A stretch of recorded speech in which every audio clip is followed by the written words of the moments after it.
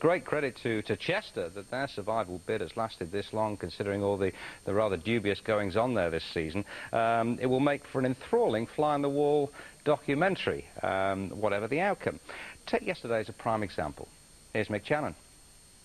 Chester's opponents, Carlisle, escaped relegation with seconds to spare last May, thanks to Jimmy Glass's unforgettable goal. Although yesterday's fixture came 4 weeks before the end of the season, a win for either side could prove equally decisive.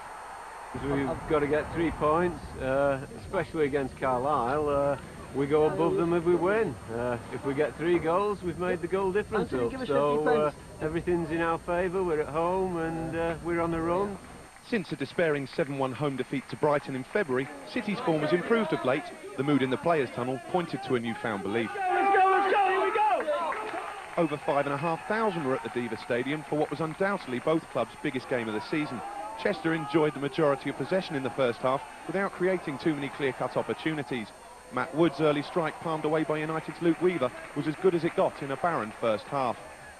Likewise, the start of the second half continued in the same vein, a nervy contest with 2 sides limiting each other to half chances.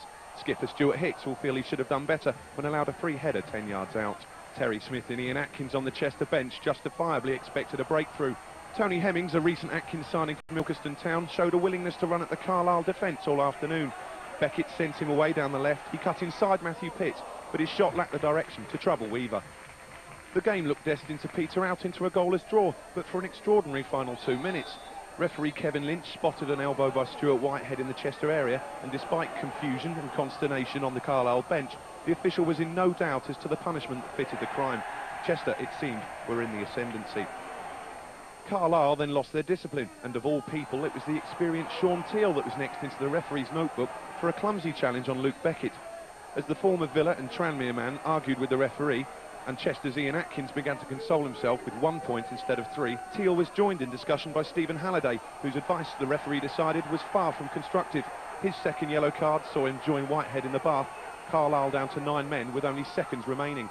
Moments later, Peter Clark's persistent run saw him find Scott Dobie, and the 21-year-old unleashed an unstoppable drive into the top corner of Wayne Brown's net.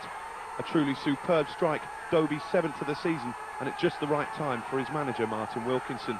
Carlisle's supporters, who have found their team's last gasp heroics very much to their liking, celebrated with the same vigour as they did last May, in stark contrast to the Chester fans, many of whom now fear the worst.